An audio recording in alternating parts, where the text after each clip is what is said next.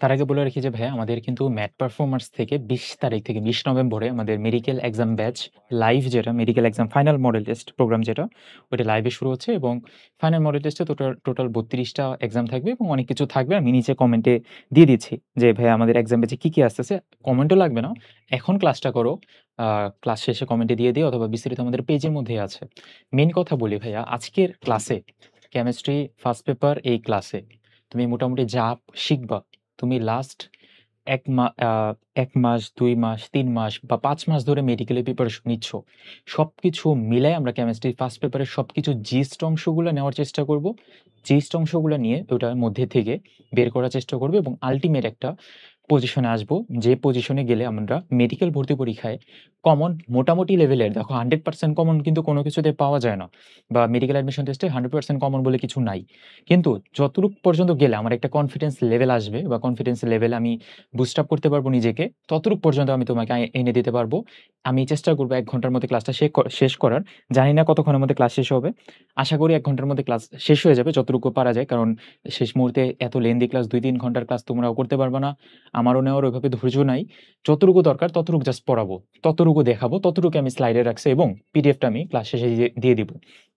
তো এত কথা না বলে সরাসরি ভাই কাজে চলে যাই। আচ্ছা, কারো কোনো প্রশ্ন থাকলে কমেন্টে জানাও। ভাই আমি কমেন্ট চেক করতেছি। ওকে, প্রশ্ন থাকলে কমেন্টে জানাও, আমি কমেন্ট দেখি। আজেরা বেজাল বাদ দিয়ে সরাসরি ভাইয়া পড়ায় চলে যাই। তো ফার্স্ট কথা, আমরা কেমিস্ট্রি ফার্স্ট পেপার চ্যাপ্টার 1 এর দিকে এখানে কিছু গ্লাভস নিয়ে কথাবার্তা বলে দেওয়া আছে। যে গ্লাভসের মধ্যে আমরা পড়বো নাইট্রাইল গ্লাভস, এই নামটা জাস্ট পড়ে রাখবো। নাইট্রাইল গ্লাভসের ব্যবহার কি?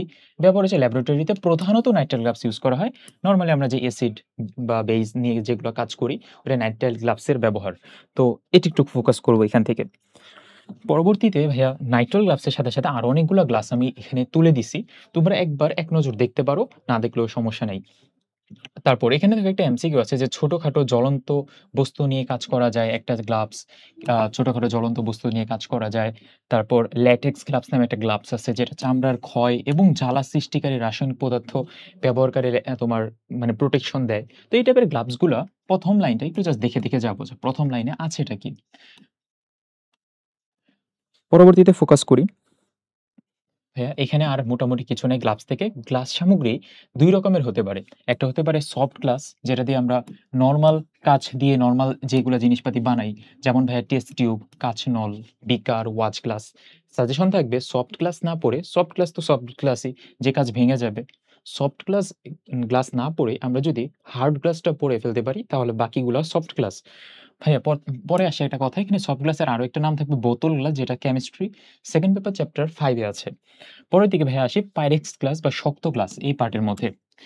পাইরেক্স গ্লাস বা শক্ত গ্লাসের মধ্যে এটা হচ্ছে আমাদের শক্ত গ্লাস যেটা দিয়ে বানাই। তুমি এইখানে এই কয়টা পড়বা, যে কয়টা দাগায় দিতেছি ভাই সবগুলা পড়ার দরকার নেই। Burette, pipette, measuring cylinder, measuring flux.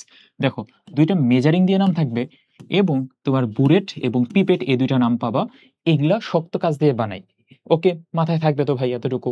Very good. পরবর্তীতে সামনে আসি। ফার্দার অন আমরা যদি সামনে আসি যে গ্লাস কেমনে পরিষ্কার করব এটা নিয়ে টপিক আছে। তুমি একটু বইটা খুলে আমার পড়ার সাথে একটু সিনক্রোনাইজেশন করো। আশা করি একটা বেটার রেজাল্ট পাবা। তো এখানে ভাইয়া মাথায় রাখবো যে ল্যাবরেটরিতে যে কাজ সামগ্রী ধৌতকরণ করা হয় সেটার মধ্যে সবথেকে উত্তম পরিষ্কারক কে? ১ম এমসিকিউ। উত্তম পরিষ্কার হচ্ছে আ এটা ক্রোমিক অ্যাসিড মিশ্রণ। তো ১ম এ তোমার প্রশ্ন আসবে যে ক্রোমিক অ্যাসিড মিশ্রণ কোনটা? তো ক্রোমিক অ্যাসিড মিশ্রণে সালফিউরিক অ্যাসিড আর পটাশিয়াম ডাইক্রোমেটের মিশ্রণ হচ্ছে ক্রোমিক অ্যাসিড মিশ্রণ। এখানে তোমার লেখা আছে এবং আরো কিছু কথা আছে। মুদ্রা কথা, এখানে ক্রোমিক অ্যাসিড মিশ্রণের মধ্যে ক্রোমিয়াম থাকবে, potassium dichromate plus sulphuric acid. তাছাড়া আর কি থাকবে? আ এখানে যদি প্রশ্ন করে তাহলে সর্বোত্তম পরিষ্কারক কোনটা? আমরা দেখাবো ক্রোমিক অ্যাসিড মিশ্রণ। আর তাছাড়া আছে সোডিয়াম কার্বনেট। সোডিয়াম কার্বনেটের 10% লঘু দ্রবণ, এটাও ল্যাবরেটরিতে কাজ সামগ্রী ধোয়াতে ইউজ করা হয়। তাছাড়া আছে ডেকন 90। ডেকন 90 থেকে প্রশ্ন আসবে যে বায়োডিগ্রেডেবল কোনটা? এত কাজ সামগ্রীগুলোর মধ্যে বায়োডিগ্রেডেবল হচ্ছে ডেকন 90, যেটা পরিবেশের জন্য ভালো। এই কয়টা জিনিস ফোকাস রাখবো। পরবর্তীতে আসি 100% অণুজীব দ্বারা ভক্ষণযোগ্য কোনটা? এটাও ডেকন 90, ডিটারজেন্ট ডেকন 90। পরের দিকে এখান থেকে আর কিছু নাই। পরের দিকে ভাইয়া প্রাইমারি স্ট্যান্ডার্ড পদার্থ কি আর সেকেন্ডারি স্ট্যান্ডার্ড পদার্থ কি? এটা নিয়ে একটা প্রশ্ন থাকবে মেডিকেল ভর্তি পরীক্ষার হলে। তো প্রাইমারি স্ট্যান্ডার্ড পদার্থগুলা কি? সবগুলাই প্রাইমারি স্ট্যান্ডার্ড পদার্থ যেগুলোর মধ্যে সি থাকবে। যেমন পটাশিয়াম ডাইক্রোমেট সি আছে এখানে, অক্সালিক অ্যাসিডের মধ্যেও সি আছে সংকেতে, সোডিয়াম কার্বনেট সি থাকবে। কিন্তু একটা জিনিস যেটা হাইড্রোক্লোরিক অ্যাসিড HCl, এটার মধ্যে ভাইয়া সি আছে, মানে সি বলতে আবার ক্লোরিন বুঝো না, সি আছে, বাট এটা প্রাইমারি স্ট্যান্ডার্ড পদার্থ না, এটা হচ্ছে সেকেন্ডারি স্ট্যান্ডার্ড পদার্থ। তাহলে ভাইয়া সেকেন্ডারি স্ট্যান্ডার্ড পদার্থ কোনগুলো? দেখো একটা লিখি, পটাশিয়াম পারম্যাঙ্গানেট, এটা একটা সেকেন্ডারি স্ট্যান্ডার্ড পদার্থ। আরো যা যা আছে, potassium sodium hydroxide secondary standard পদার্থ। তো ভাইয়া প্রাইমারি স্ট্যান্ডার্ড পদার্থ এবং সেকেন্ডারি স্ট্যান্ডার্ড পদার্থের মধ্যে পার্থক্যটার জায়গা কোথায়? প্রাইমারি স্ট্যান্ডার্ড পদার্থ তো প্রাইমারি, মানে এটা পরিবেশের সাথে ক্ষতি করে না, মানে পরিবেশের সাথে রিঅ্যাকশন করে না, অক্সিজেনের সাথে রিঅ্যাকশন করে না, দীর্ঘদিন যাবত অপরিবর্তিত থাকে। এই কয়টা পয়েন্ট যেগুলো আমরা ছোটবেলায় পড়ে আসছি, দ্যাটস মিন ইন্টারমিডিয়েট লাইফে পড়ে আসছি, ওই কয়টা জিনিসই মনে রাখবো, তাহলেই হবে। তারপরে ভাইয়া সামনের দিকে যদি ফোকাস করি, সেকেন্ডারি স্ট্যান্ডার্ড পদার্থ তাহলে কি? ওই তো প্রাইমারি স্ট্যান্ডার্ড পদার্থের যেগুলা ধর্মগুলা মেইনটেইন করে না, তারাই হচ্ছে সেকেন্ডারি স্ট্যান্ডার্ড পদার্থ।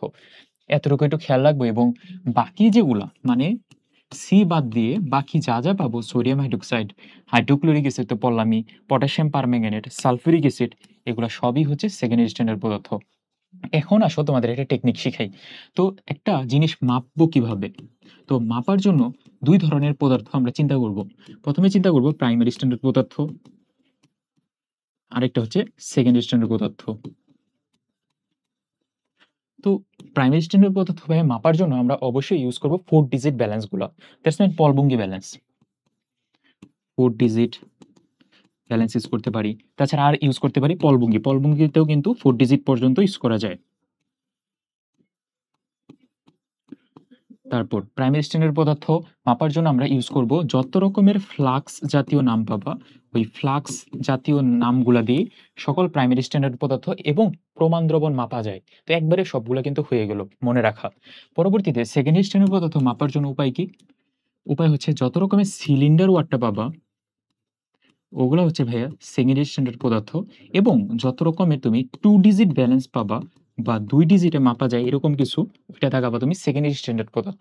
ভাইস ভার্সা, সেকেন্ডারি স্ট্যান্ডার্ড পদার্থ কি দিয়ে মাপবো? তুমি বলবা সিলিন্ডার দিয়ে। কি সিলিন্ডার?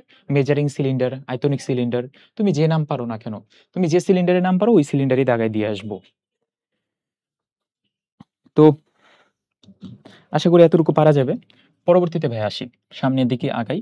রাইডার নিয়ে একটা কথা আছে এবং রাইডারের কিন্তু এমসিকিউ আসে। প্রশ্ন আসবে ২ টা এখানে। রাইডার যদি ৫ গ্রামের হয়, ৫ মিলিগ্রামের হয়, তাহলে রাইডার ধ্রুবক হচ্ছে 0 পয়েন্ট, দেখো ১, ২, ৩, ৩ টা 0, ১। রাইডারের ভ্যালু যদি ৫ মিলিগ্রাম হয়, রাইডার ধ্রুবকের ভ্যালু গ্রামে কিন্তু 0 পয়েন্ট, দেখো 0, 0, 0, ৩ টা 0, ১ গ্রাম। রাইডারের ভ্যালু যদি ১০ মিলিগ্রাম হয়, তাহলে রাইডার ধ্রুবক কত? জাস্ট এটারে ২ দিয়ে গুণ দিয়ে দিব আগেরটারে। ৫ হইলে যদি 0.0001 হয়, তাহলে ১০ হইলে মানে ২ গুণ দিয়ে দিব। ২ গুণ দিয়ে দিলেই তো হয়ে গেল। ১, ২, ৩, ৪ এত গ্রাম। Easy, very good. পরে ভাইয়া এখান থেকে আর কিছু নাই। পরবর্তীতে সামনে আসো, দেখো এগুলো কিন্তু ছোট বাচ্চাদের পড়া। মোলার দ্রবণ কি, মোলাল দ্রবণ কি, হ্যান কি, ত্যান কি, এগুলা ছোটবেলাতে পড়া, এটা লাগবে না। পরবর্তীতে আসি। সেন্টিমোলার কিন্তু পারতে হবে ভাই। সেন্টিমোলার যদি না পাইরা আসো, মানে অনেকে এরকম বলে না যে, অনেকে দেখবে যে 9-10 এর পোলাপান আছে যারা মেডিকেল ভর্তি পরীক্ষার প্রশ্ন দেখে বলে, "আয় হায়! এটা তো আমিও পারি।" মানে 9-10 এর পোলাপান পরীক্ষা দিয়া 40 পায়, 40 পায় বলে 40 টা তো আমি এমনিই পারি। ইন্টারমিডিয়েটে উঠলে আরো 40 টা পারমু। তো এরকম 9-10 এর পোলাপানরা ভাবে, বা ধরো একজন সদ্য এসএসসি পাস করা স্টুডেন্ট। তো ও ভাববে যে এত সোজা করে মেডিকেলের প্রশ্ন, 40 টা তো আমার সিলেবাসেই আছে। এই যে এটা কিন্তু 9-10 এর প্রশ্ন। এটাও কিন্তু করতে পারে যে সেন্টিমোলার দ্রবণ বলতে কি বুঝো? তো 40 পায়। ও ভাবে যে ইন্টারমিডিয়েটে উঠলে আরো 40 পাবো। কিন্তু আসলে ওইটা আর হয়ে ওঠে না। যে যাই হোক, ওইটা অন্য হিসাব, আমরা মেইন পরে আসি। সেন্টিমোলার মানে 0.01 মোলার। পরবর্তীতে ভাইয়া এই ছকটা খুবই ইম্পোর্টেন্ট ভাই। এইখানে যা, যা রাখছি, মানে এই পিডিএফ এর মধ্যে যে কয়টা টপিক রাখছি, সবথেকে ইম্পোর্টেন্ট পার্ট। দয়া করে এই জিনিসটা পড়ে যাবো। আমি বলে দিচ্ছি কি, কি পড়বা। সবই পড়বা। বলে দেওয়ার আর কি আছে এখানে। এখানে তোমার অনার্দ্র সোডিয়াম কার্বনেট। অনার্দ্র মিন্স কোনো পানি-টানি থাকবে না। সোডিয়াম কার্বনেটের ভর ১০৬। পরবর্তীতে কেলাসিত সোডিয়াম অক্সালেট। এখানে আবার কেলাসিত মানে কি? যেটাতে পানি আছে। সোডিয়াম অক্সালেটের সংকেত হচ্ছে, সোডিয়াম অক্সালেট না তো, শুধু অক্সালিক অ্যাসিড। অক্সালিক অ্যাসিড শুধু যেটা ভাইয়া, ওটা হচ্ছে COOH, COOH এরকম।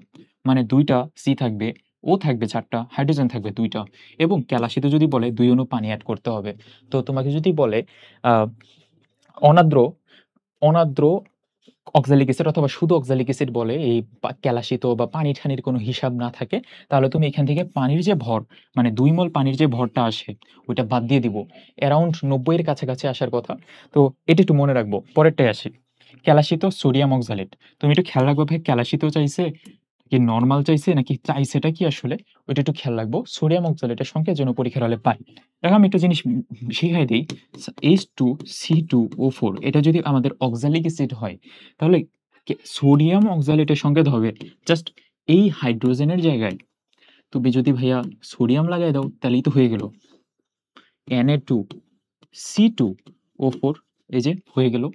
ক্যালাসিত সোডিয়াম অক্সালেট Na2C2O4 টোটাল কত গ্রাম হইল? ১৭০ গ্রাম। তো ইজি ভাইয়া, এটা পারা যাবে। পরবর্তীতে পটাশিয়াম ডাইক্রোমেট, এটা তো তুমি জানোই। কিন্তু পটাশিয়াম ডাইক্রোমেটের সংকেত জানলেও ভরটা আসলে আমরা কিন্তু 100% মনে থাকে না আমাদের। এখনই মনে রেখে যাও যেন পরবর্তীতে আর কোনোদিন না ভুলি। ২৯৪। পরবর্তীতে কস্টিক সোডা যেটা ৪০, এটা তো আমরা জানি। তারপরে হাইড্রোক্লোরিক অ্যাসিড ৩৬.৫, এটা তো জানি। সালফিউরিক অ্যাসিড ৯৮ জানি। পটাশিয়াম পারম্যাঙ্গানেট ১৫৮, এটা জানি না। খুব ইম্পোর্টেন্ট। পটাশিয়াম পারম্যাঙ্গানেট ১৫৮ খুব ইম্পোর্টেন্ট, খুব ইম্পোর্টেন্ট, খুব ইম্পোর্টেন্ট। মুখস্থ করে রাখবো, কাজে দিবে। সোডিয়াম থায়োসালফেট এটার ভরটার থেকে সোডিয়াম থায়োসালফেটের সংকেতটা ভাইয়া বেশি ইম্পোর্টেন্ট। Na2S2O3 0.5H2O। ও যদি তোমার সোডিয়াম অক্সালেটে তো পানি থাকেই নরমালি। কিন্তু যদি তোমার পানি-ঠানি না চিন্তা করি তাহলে আমরা জাস্ট ফোকাস করব এখানে ভাইয়া Na2S2O3 Na2S2O3 sodium thiosulphate. Thio ওয়ার্ডটা পাইলে আমরা সালফার লাগাই দেব কোনো এক জায়গাতে। আশা করি এতটুকু ভাইয়া সবার জন্য ক্লিয়ার। সবাই এতটুকু পারবা। আ ভাইয়া এই লাইভ ক্লাস শেষ হইলে কি এফবিতে আপলোড দিবেন প্লিজ? প্রশ্ন করছে হচ্ছে শামসুন নাহার। এফবিতে না ভাই, আমাদের ম্যাথ পারফরম্যান্স যে ইউটিউব চ্যানেল আছে, ইউটিউব চ্যানেলে আপলোড দিয়ে দেব, সমস্যা নেই। আর লাইভ তো থাকবেই। আর ক্লাস থাকবে, ক্লাস সবার জন্য এটা। আর অনেকে কমেন্ট করছো। মহিবুর রহমান, উর্মি। আচ্ছা, কমেন্ট পড়তে গেলে আবার ভাই ১ ঘন্টার মধ্যে ক্লাস শেষ করতে পারবো না। আমাদের টার্গেট হচ্ছে ১ ঘন্টার মধ্যে ক্লাস শেষ করা। ১ ঘন্টার মধ্যে ক্লাস শেষ করতে হবে। তাড়াতাড়ি আসি। আসলে ১ ঘন্টার মধ্যে তো সম্ভব না। তাও যেহেতু বলছি, তো বলছি। আচ্ছা, এখানে কিছু হিবিজিবি না, ইম্পোর্টেন্ট কথা আছে। দেখো, আমি একটু আগে যেগুলা বললাম ওইটাই একটু সামারি দেওয়া আছে। যে প্রাইমারি স্ট্যান্ডার্ড পদার্থ আমরা মাপতে গেলে আমরা পলবঙ্গি ব্যালেন্স অথবা 4 ডিজিট ব্যালেন্স ইউজ করব। যদি আমরা কোনো একটা সেকেন্ডারি স্ট্যান্ডার্ড পদার্থ মাপতে যাই তাহলে রাব ব্যালেন্স ইউজ করব। আর এই রাব ব্যালেন্সে 2 ডিজিট পর্যন্ত মাপা যায়। এই কথাটা একটু খেয়াল রাখলেই চলবে। তারপরে তোমার সেকেন্ডারি স্ট্যান্ডার্ড পদার্থ হাইড্রোক্লোরিক অ্যাসিড, সালফিউরিক অ্যাসিড, এটা মাপার জন্য বিভিন্ন ধরনের সিলিন্ডার জাতীয় পদার্থ ইউজ করব। আমি আবার একটু মনে করাই দেই যে সিলিন্ডার এই ওয়ার্ডটা পাইলে আমি সেকেন্ডারি স্ট্যান্ডার্ড পদার্থ দাগাই দিব। আর যদি ভাইয়া আমরা প্রাইমারি স্ট্যান্ডার্ড পদার্থ মাপতে চাই বা প্রমাণ দ্রবণ মাপতে চাই তাহলে আমরা ফ্লাক্স দাগাবো পরীক্ষার হলে। আচ্ছা, পরের দিকে আসি। এখানে কিছু ইম্পোর্টেন্ট আমি পয়েন্ট উল্লেখ করে রাখছি, যেমন বুরেট। বুরেট থেকে পরীক্ষায় প্রশ্নটা কি আসবে?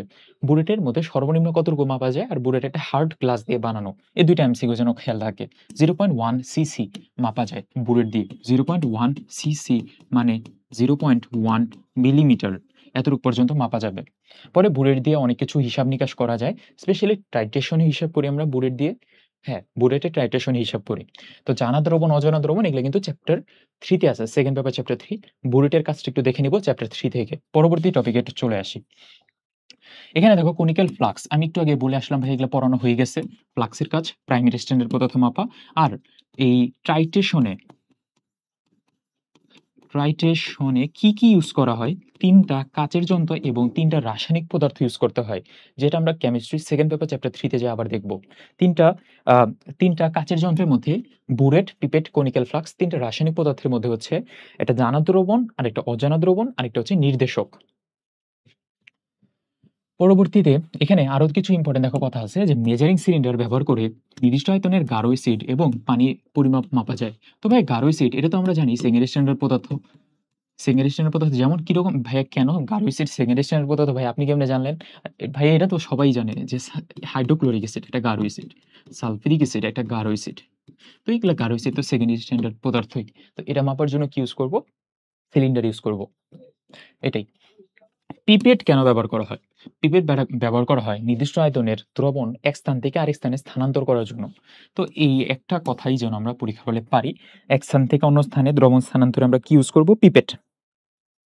পরবর্তী টপিকে আসি। পরবর্তীতে বুনসেন বার্নার নামে একটা টপিক আছে ভাইয়া, যেখান দিয়ে মানে তাপ দেওয়া হয় এবং বুনসেন বার্নারে সর্বোচ্চ টেম্পারেচার হচ্ছে 1570 ডিগ্রি সেলসিয়াস। এই এমসিকিউটাও লাগবে আমাদের। পরবর্তীতে স্পিরিট ল্যাম্প থেকে প্রশ্ন আসবে। স্পিরিট ল্যাম্প দিয়েও তাপ দেওয়া হয় এবং স্পিরিট ল্যাম্প একটা প্রদীপের মতো একটা জিনিস। তো স্পিরিট ল্যাম্প থেকে প্রশ্নটা হচ্ছে, স্পিরিট ল্যাম্পে তোমার জ্বালানিটা কি? প্রশ্ন হচ্ছে এরকম। স্পিরিট ল্যাম্পে জ্বালানি হচ্ছে মেথিলেটেড স্পিরিট।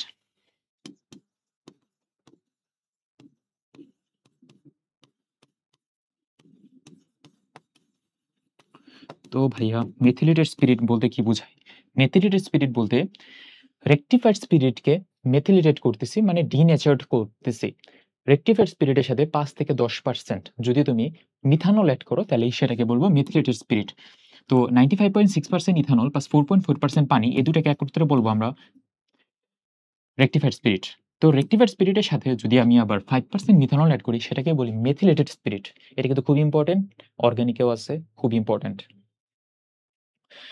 পরবর্তী এখানে রাজঅম্লের সংকেত আছে, রাজঅম্ল সেকেন্ড পেপারেও আছে। তারপর আমরা পড়ে রাখি 1 মোল অফ নাইট্রিক অ্যাসিড এবং 3 মোল অফ হাইড্রোক্লোরিক অ্যাসিড। আমি এটা এভাবে মনে রাখতাম যে হাইড্রোক্লোরিক অ্যাসিড যেহেতু ছোট, তার জন্য লাগে বেশি। পোর্সিলিন বাটি থেকে প্রশ্ন খুব একটা কিছু নাই। রাজঅম্লের সংকেতটা একটু দেখে রাখবো, এখান থেকে আর ওভাবে কিছু নাই। এখানে একটা ওয়ার্ড আছে ভ্যাকুয়াম ডেসিকেটর।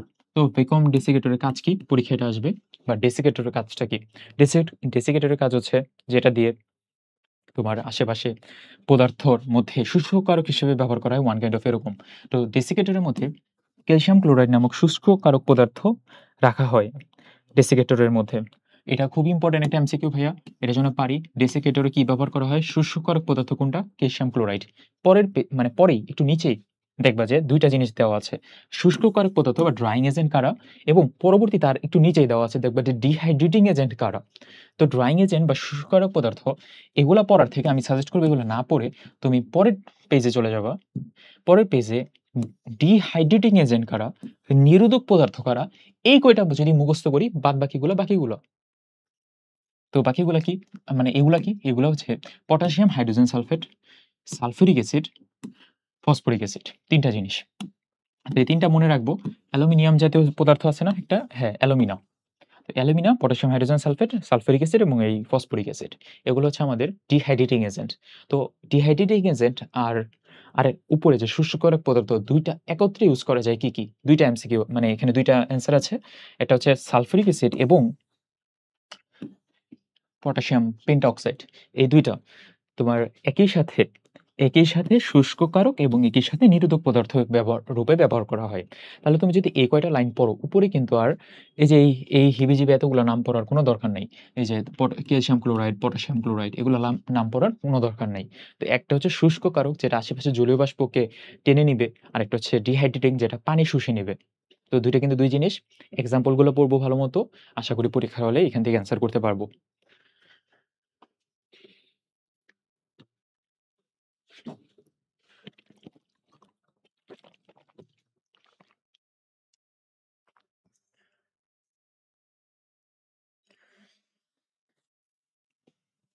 আচ্ছা।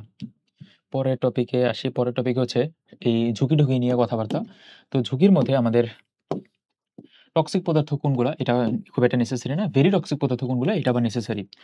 ভেরি টক্সিক পদার্থের মধ্যে আসে মার্কারি লবণ, পটাশিয়াম আ পটাশিয়াম না, সায়ানাইড লবণ। তো মার্কারি এবং সায়ানাইড এই ২ টা মনে রাখলেই চলবে। সায়ানাইড CN এবং মার্কারি HG, এই ২ টা মনে রাখবো। এবং ওইটার সংরক্ষণ এবং সাবধানতা ভাইয়া সবগুলারই সেম। সংরক্ষণ আমি এমন জায়গায় সংরক্ষণ করব যেন হাতের নাগালে না আসে। একটা নির্দিষ্ট জায়গায় সংরক্ষণ করব। সাবধানতা যখন ইউজ করব তখন হাতে গ্লাভস পরবো, চশমা পরবো। হিবিজিবি অনেক কিছু নট নেসেসারি। আমরা শুধু পড়বো এক্সাম্পল মার্কারি এবং সায়ানাইড ভেরি টক্সিক পদার্থ। পরবর্তীতে আসি ভাইয়া এক্সএন হার্মফুল। হার্মফুল পদার্থ কোনগুলা? তুমি একটু দেখতেও পারো, নাও দেখতেও সমস্যা নাই। Penis four polish. আর হচ্ছে ইরিটেন্ট পদার্থ যেটা এক্সাই। এক্সাই এটা কিন্তু সংজ্ঞাটা শিখতে হবে যে এক্সাই দ্বারা কি বোঝায়? ইরিটেন্ট। আর এই যে এখানে লেখা আছে। আর এক্সাই এর পদার্থের মানে ইরিটেন্ট পদার্থগুলার এক্সাম্পল কি? এক্সাম্পল গুলোর মধ্যে আসবে বিরঞ্জক পদার্থ, সোপ পাউডার, সিমেন্ট গুঁড়া, এই কয়টা পড়লেই হবে। পরবর্তীতে ভাই ফ্ল্যামেবল কোনগুলা আর এক্সট্রিমলি ফ্ল্যামেবল কোনটা? ২ টার মধ্যে বেশি ইম্পোর্টেন্ট হচ্ছে এক্সট্রিমলি ফ্ল্যামেবল কোনগুলো?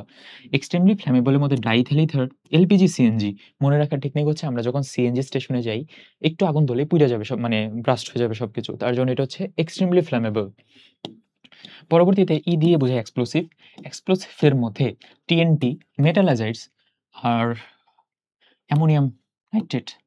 তো টিএনটি দিয়ে কিন্তু হাত বোমা বানায়। আমরা সেকেন্ড পেপারেও পড়ছি, কেমিস্ট্রির সেকেন্ড পেপার অর্গানিক কেমিস্ট্রিতে। তো টিএনটি, মেটালাইজার্স আর অ্যামোনিয়াম নাইট্রেট, এগুলা সবগুলাই ইউজ করা হয় এক্সপ্লোসিভ হিসেবে। এন দিয়ে বোঝায় এনভায়রনমেন্টালি টক্সিক, শুধু নামটা পড়ে রাখবো। ও দিয়ে বোঝায় অক্সিডাইজিং, সি দিয়ে বোঝায় কোরোসিভ। অক্সিডাইজিং পদার্থ কোনগুলা? এগুলো তুমি এমনিই পারবা। কিভাবে? দেখো, অক্সিডাইজিং পদার্থ হচ্ছে আমাদের পর্যায় সারণীর ডান দিকের মৌলগুলা, যেমন ক্লোরিন, তারপর পটাশিয়াম ডাইক্রোমেট, পটাশিয়াম পারম্যাঙ্গানেট, ছোটবেলা থেকে পড়ে আসতেছি, এগুলো অক্সিডাইজিং পদার্থ। পরবর্তীতে এগুলা কিছু লাগবে না। কোরোসিভ পদার্থ কোনগুলা? তীব্র অ্যাসিড এবং তীব্র ক্ষার, হাইড্রোজেন ক্লোরাইড, নাইট্রিক অ্যাসিড, তীব্র অ্যাসিড। তীব্র ক্ষারের মধ্যে পটাশিয়াম হাইড্রোক্সাইড, এটা হচ্ছে তীব্র ক্ষার। পরবর্তী পরবর্তী টপিকে ভাই ট্রিফল, যেটা ট্রিফল হচ্ছে তেজস্ক্রিয় পদার্থ। এটা একটু দেখবো।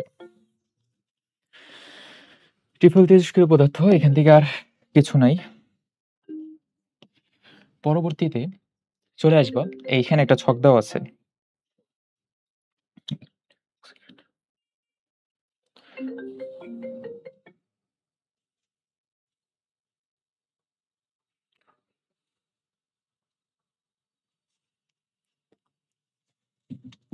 এখানে একটা ছক দেওয়া আছে। ছকের মধ্যে তোমার খুব ইম্পর্টেন্ট লাস্টের পয়েন্টটা। এটা এবার মেডিকেলে আসার মতো প্রশ্ন।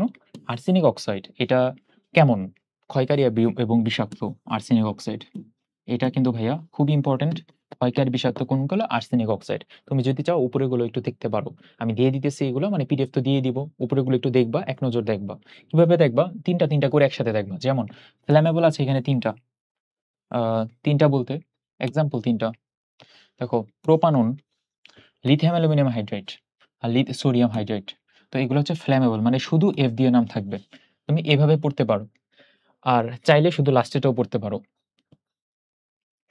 পরের দিকে এখানে কিছু ক্ষতিকর পদার্থ এবং তাদের বিকল্প রূপে নিয়ে আলোচনা করা। তো ক্ষতিকর পদার্থগুলো কি, তার বিকল্পগুলো কি, এতটুকু কিন্তু পড়লে আমাদের চলবে। দেখো, ক্লোরোফর্ম এবং কার্বন টেট্রাক্লোরাইড, এটার পরিবর্তে আমরা ইউজ করব হেক্সেন। এই দুইটার পরিবর্তে হেক্সেন। তারপর বেনজিন আর জাইলিন, এই দুইটার পরিবর্তে টোলুইন। তারপরে বিটানল 2, এটার পরিবর্তে বিটানল 1। লেড ক্রোমেটের পরিবর্তে পটাশিয়াম কার্বনেট। পটাশিয়াম ধাতুর পরিবর্তে ক্যালসিয়াম ধাতু। এই তো এটাই। তো এতটুকু পড়লে কিন্তু হয়ে যাবে আশা করি ভাইয়া।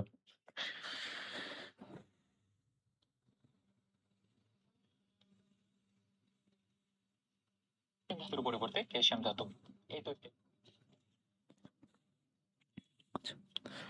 পরবর্তী টপিকে এখান থেকে আর কিছু নাই, সামনের দিকে আসবো। এখানে একটা খুবই ইম্পর্টেন্ট একটা এমসিকিউ আছে যে অ্যামোনিয়াম অ্যামোনিয়াম হাইড্রোক্সাইড এটা ইউজ করা হয় কোথায়? বা লিকার অ্যামোনিয়া। লিকার অ্যামোনিয়া হচ্ছে 35 থেকে 40% অ্যামোনিয়ার যে দ্রবণ, এটা হচ্ছে লিকার অ্যামোনিয়া। লিকার অ্যামোনিয়া নাকের পানি ঝরা রোধে ইউজ করা হয়। সর্দি কাশিতে মৃদু অ্যামোনিয়া গ্যাস নাকের পানি ঝরা বন্ধ করে। এই এমসিকিউটা পড়বো এখান থেকে। পরবর্তীতে এটার যে মানে প্রভাবগুলা, যেমন পরিবেশের উপর প্রতিক্রিয়া, এগুলো কিন্তু সবগুলা সেম প্রতিক্রিয়া। সেম বলতে পরিবেশে এই ক্ষতি করে, সেই ক্ষতি করে, বিওডি, সিওডির মাত্রা চেঞ্জ করে, এগুলা কথাবার্তা বলে দেওয়া ভাইয়া।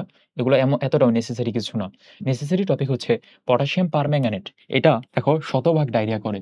এই প্রশ্নটা কিন্তু পরীক্ষায় আসার মতো, এবং কিডনি শতভাগ নষ্ট করে দেয়। বাকিগুলা কিন্তু শতভাগ কিছু করে না। পটাশিয়াম পারম্যাঙ্গানেট হচ্ছে জাউরা। তো ওই শতভাগ সবকিছু করে। তো এটা কিন্তু ইম্পর্টেন্ট, একটু মনে রাখবো। পরবর্তীতে এটি একটু দেখবো, বাকিগুলা দেখে নিব। আমরা চলে আসি ম্যাক্রো বিশ্লেষণ, সেমি মাইক্রো বিশ্লেষণ, মাইক্রো বিশ্লেষণ এই টপিকে। তো এই টপিকের মধ্যে জাস্ট তুমি জানবা ম্যাক্রো বিশ্লেষণে রেঞ্জটা কত, মাইক্রোতে রেঞ্জটা কত, আর সেমি মাইক্রোতে রেঞ্জটা কত। রেঞ্জটা আমি তোমাকে একটু একটু সিম্পলি দেখাই। রেঞ্জের কাহিনীটা কি? ধরো একটা পার্থক্য বানাবা এখানে। প্রথমে প্রথমে হচ্ছে ম্যাক্রো, তারপরে হচ্ছে micro, semi micro, semi micro, তারপরে হচ্ছে ম্যাক্রো। তো এই ৩টা কথা আমরা মানে ৩টার মধ্যে উল্লেখ করব। কত গ্রামের কত কিছু ইউজ করা হয়, মানে কত গ্রাম ইউজ করব আর কত ml ইউজ করব। এই ৩ টা জাস্ট ছক পূরণ করলে কিন্তু হয়ে যাবে এখান থেকে।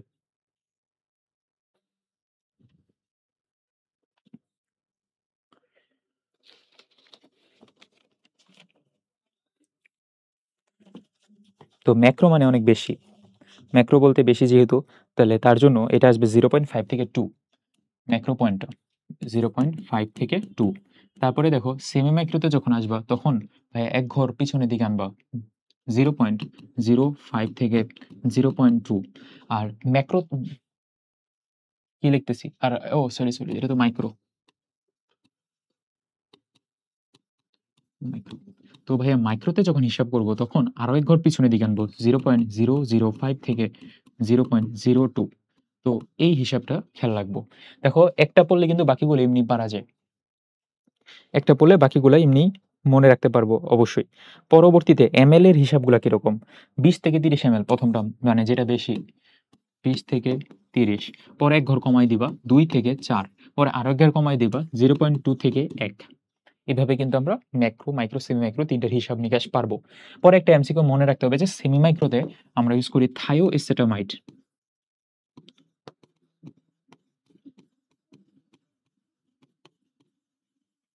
তো থায়োএসিটামাইডের সংকেতটাও ইম্পর্টেন্ট।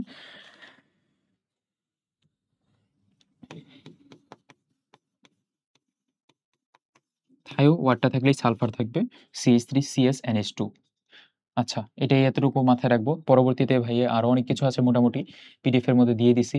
আরো কিছু ইম্পর্টেন্ট কথা আছে, যেমন হাতে যদি অ্যাসিড লাগে তাহলে কি ইউজ করব, 5% সোডিয়াম বাইকার্বনেট। হাতে যদি তোমার ক্ষার লাগে তাহলে কি ইউজ করব, এটা একটু পরে রাখবো, বোরিক অ্যাসিড ইউজ করব 0.1 মোলার অথবা 5% বোরিক অ্যাসিড।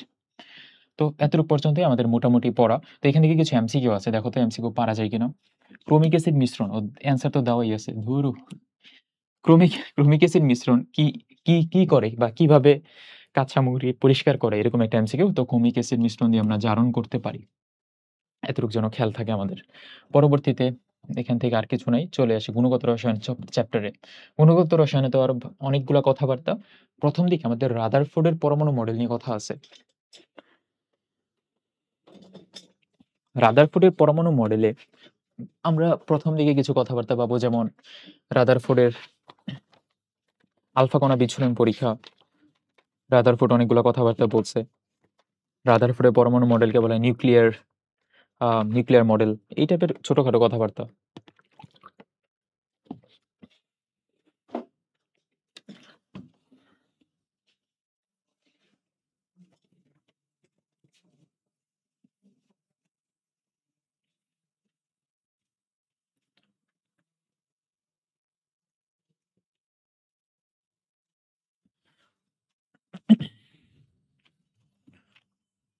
ফোর ইন্টু 10⁻⁻⁴ এইটাই দেখার চেষ্টা করতেছিলাম। এখানে 0.0004 সেন্টিমিটার, ঠিকই তো আছে না? 4 ইন্টু, তোমাদের বইতে কি দেওয়া একটু দেখো তো, এই সোনার পাত কতটুকুতে ইউজ করা হয়, মানে কত রেঞ্জ ইউজ করা হয়। আমার যতটুকু ধারণা 4 ইন্টু 10⁻⁻⁴ সেন্টিমিটার এরকম একটা ভ্যালু ছিল। আচ্ছা, যাই হোক, রাদারফোর্ড পরমাণু মডেলে ভাইয়া জিঙ্ক সালফাইড ইউজ করা হয়। জিঙ্ক সালফাইডের আবরণযুক্ত পর্দা ইউজ করা হয়, খুব ইম্পর্টেন্ট। রাদারফোর্ডের পরমাণু মডেলে যেহেতু আলফা কণা বিচ্ছুরণ করা হয়, তো আলফা কণার এখানে রেঞ্জটা দেওয়া আছে এবং হিসাবটা দেওয়া আছে। তো আলফা কণার হিসাবটা কিন্তু খুব ইম্পর্টেন্ট। মানে হিসাব বলতে কি, আলফা কণা বলতে কি বোঝায়, আলফা কণা হচ্ছে একটা কম্পোজিট কণিকা এবং আলফা কণা হচ্ছে হিলিয়াম নিউক্লিয়াস, হিলিয়াম 2+। তো 2 আর 4, আলফা কণার ভর হচ্ছে তাহলে 4। তো এটা একটু খেয়াল রাখবো। আলফা কণার গতিবেগও দেওয়া আছে এখান থেকে, এতটুকু পরে রাখবা। 1 ইন্টু 10⁻7 থেকে 1 ইন্টু 10⁻7 থেকে 2.5 ইন্টু 10⁻7 মিটার পার সেকেন্ড পর্যন্ত হয়ে থাকে। তো এতটুকুই আশা করি পারা যাবে। পরবর্তী ফোকাসে আসি। তো এখানে ৩-৪টা কথা আছে। যেমন তোমাকে যদি বলে nতম কক্ষপথের আ ব্যাসার্ধ কত, nতম কক্ষপথের শক্তি কত, ২ টা এমসিকিউ। nতম কক্ষপথের ব্যাসার্ধ হাইড্রোজেনের বেলায়, হাইড্রোজেন এটাই নরমালি আসে। nতম কক্ষপথের ব্যাসার্ধ হচ্ছে Rn is equal to R0 into n square, আর En is equal to E0 into 1/n square. তো ভাইয়া তোমার এটা কিন্তু এখন জানতে হবে যে E0 দ্বারা কি বোঝায়, R0 দ্বারা কি বোঝায়। R0 হচ্ছে হাইড্রোজেনের ব্যাসার্ধ, হাইড্রোজেনের প্রথম শক্তি স্তরের ব্যাসার্ধ।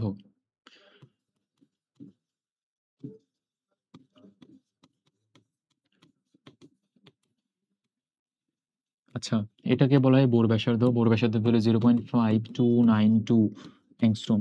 তো এই হিসাবটা মাথায় রাখবো। তারপরে ভাইয়া E নট ইন্টু 1/n²। এখানে E নট দ্বারা আবার কি বোঝায়? হাইড্রোজেনের প্রথম শক্তি স্তরের এনার্জি। প্রথম শক্তি স্তরের এনার্জি কত? -13.6 ইলেক্ট্রোভোল্ট। তো আবার ভাই ইলেক্ট্রোভোল্ট আবার কি? Electronvolt 1 electronvolt is equal to 1.6 into 10⁻19 coulomb. তো তুমি যদি ভাইয়া -13.6 ইলেক্ট্রোভোল্টটাকে হিসাব নিকাশে আনো, তাহলে কিন্তু অ্যান্সার আসবে -2.18 ইন্টু 10⁻18 এত জুল। এটা কিন্তু খুব ইম্পর্টেন্ট প্রশ্ন। এটা তারপরে তারপরে এটা তো খুবই ইম্পর্টেন্ট প্রশ্ন। 13.6 ইলেক্ট্রোভোল্ট এটাও খুবই ইম্পর্টেন্ট প্রশ্ন। তাহলে তোমাকে আমি একটা প্রশ্ন করি, হাইড্রোজেনের প্রথম কক্ষপথের শক্তি যদি হয় ই নট, তাহলে হাইড্রোজেনের চতুর্থ কক্ষপথের শক্তি কত? তাহলে তোমার বলতে হবে 1/16 ই নট ইন্টু 1/16। তোমাকে যদি বলে হাইড্রোজেনের প্রথম কক্ষপথের ব্যাসার্ধ যদি হয় 0.5292 অ্যাংস্ট্রোম, তাহলে দ্বিতীয় কক্ষপথের শক্তি কত? দ্বিতীয় কক্ষপথের শক্তি না, দ্বিতীয় কক্ষপথের ব্যাসার্ধ কত? তোমার বলতে হবে ভাই 4 গুণ হবে, কারণ n স্কয়ার সম্পর্ক এখানে। তো এই কয়টা টপিক যেন পারি। পরবর্তী টপিকে আসি। এখানে অনেকগুলো কথাবার্তা এতক্ষণ ধরে এই যে এগুলো নিয়ে আলোচনা করলাম আমরা। পরের দিকে কোয়ান্টাম সংখ্যাতে চলে যাই। কোয়ান্টাম সংখ্যা কয় রকমের? 4 রকমের। কি, কি আছে? জাস্ট সিম্পলি একটু মনে রাখি। n principal quantum number, l azimuthal subsidiary quantum number, m magnetic quantum number, আর s স্পিন কোয়ান্টাম নাম্বার। কেউ যদি ভুলে যাও, আমি একটা জিনিস দিয়ে তোমারে মনে করাই দিই।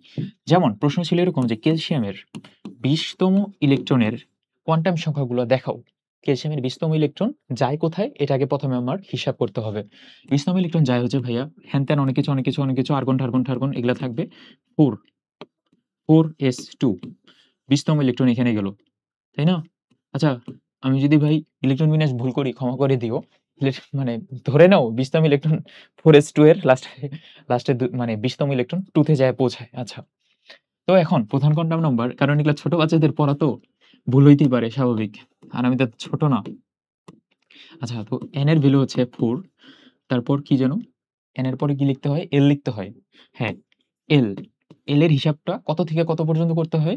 0 থেকে n-1 পর্যন্ত করতে হয়। দ্যাটস মিন এখানে n এর ভ্যালু যদি 4 হয়, তাহলে l এর ভ্যালু হবে 0, 1 আর 2। 0 জন্য হয় s, 1 এর জন্য হয় p এবং 2 এর জন্য হয় d। ৩টা কথা। ৩টা কথা সিম্পলি মনে রাখবো এখান থেকে। আচ্ছা, বাট আমি তো চিন্তা করতেছি 4s2 ভাই। 4s2 এর জন্য l এর ভ্যালু কত? 4s2 এর জন্য l এর ভ্যালু হচ্ছে 0, কারণ s এর ভ্যালু 0 হয় নরমালি। তাহলে 2 আছে আবার। 2 থাকলে হিসাবটা কেমন? 2 থাকলে হিসাব হচ্ছে s এর ভ্যালু হবে +-1/2। নরমালি হওয়ার কথা ছিল এরকম। বাট যেহেতু আমি চিন্তা করতেছি লাস্টেরটা প্রথমে আগে আমার যাবে প্লাসে, পরেরটাতে যাবে মাইনাসে। কি নিয়ম অনুসারে? হুন্ডি নিয়ম অনুসারে। তো আমরা ইলেকট্রন বিন্যাস করলাম আউফবাউয়ের নিয়ম। তার পরবর্তীতে আমরা হুন্ডি নিয়ম কাজে লাগালাম। এখানে হুন্ডি নিয়ম কাজে লাগায় প্রথমে প্লাস পরেরটা মাইনাসে হিসাব করব।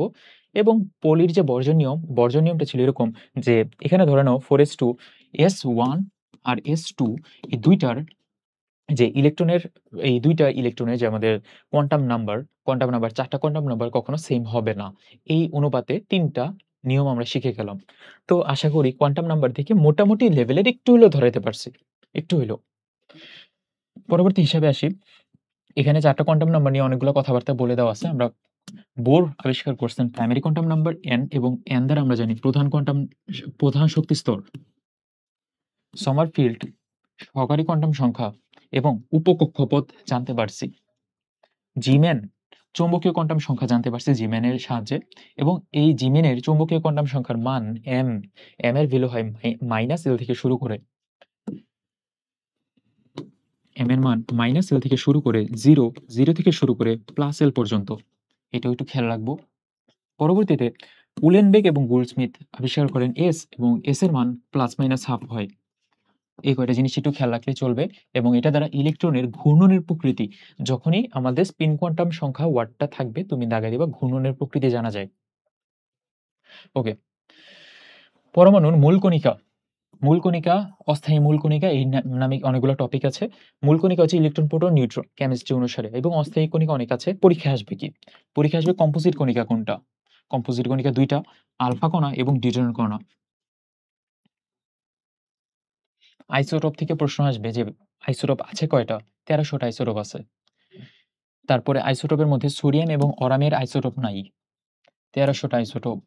আইসোবার মানে কি? এগুলো তোমরা পারবা। এগুলো আর পড়ানোর কিছু নাই। আইসোবার, আইসোটোন, আইসোটোপ এগুলো পারা যাবে। এই হিসাবটাও খুব ইম্পোর্টেন্ট। আ যে তড়িৎচুম্বকীয় বিকিরণ, তড়িৎচুম্বকীয় বিকিরণ পাঠ থেকে আমাদের ভাইয়া মনে রাখতে হবে যে সিরিয়ালি নামগুলা পড়তে হবে।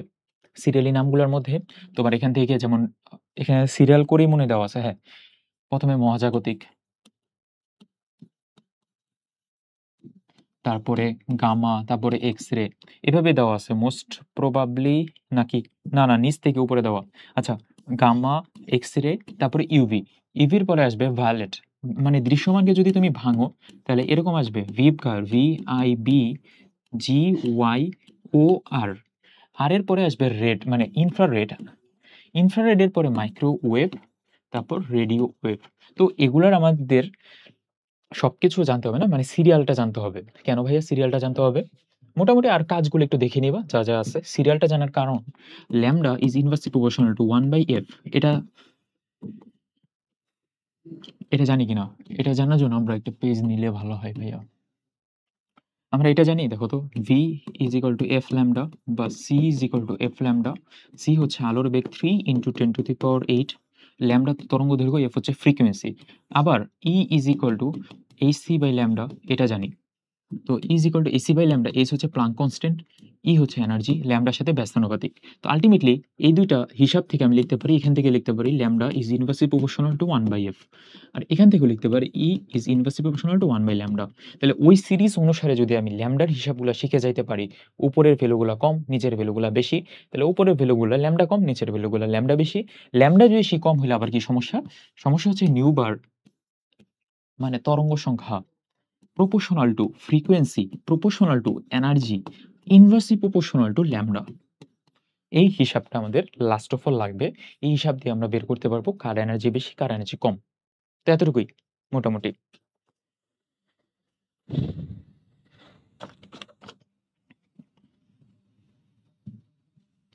পরবর্তীতে আমাদের রিডবার্গের যে ইকুয়েশনটা আছে 1/λ is equal to nu bar into R S into 1/n² minus 1/n²।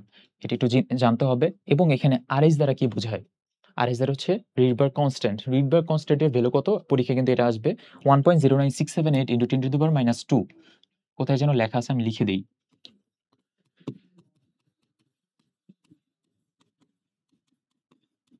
এত এককটা কি হবে? Nanometre inverse 1। এটাকে মিটার ইনভার্স 1 এ যদি হিসাব করতে হয় তাহলে 10⁹ দিয়ে গুণ দিবা। 9 দিয়ে আবার ভাগ দিও না। আবার সেন্টিমিটারে যদি হিসাব করতে হয় 10⁷ দিয়ে গুণ দিব। এভাবে সেন্টিমিটারে হবে এরকম। মানে সবকিছু ঠিকই আছে। জাস্ট 10⁵ আসবে সেন্টিমিটার ইনভার্স 1, আর 10⁷ আসবে মিটার ইনভার্স 1। এভাবে এগুলো কিন্তু ভুল করা যাবে না ভাই। রিডবার্গ কনস্ট্যান্টের ভ্যালুটা কত? রিডবার্গ কনস্ট্যান্টের এই হিসাবগুলোর মধ্যে আমাদের কিছু সিরিজ আছে। Lyman, Balmer, Paschen, Brackett, Pfund. এগুলো আশা করি তুমি পারো। লাইম্যান সিরিজে ১ নাম্বার সিরিজে আসে, বামারে ২ নাম্বারে আসে।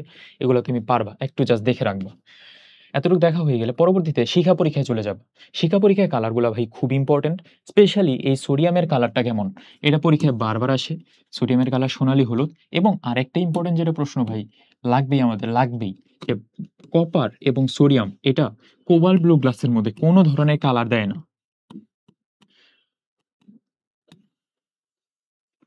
কারা কোনো কালার দেয় না, কারা কোনো কালার দেয় না, এটা পরীক্ষায় আসবেই।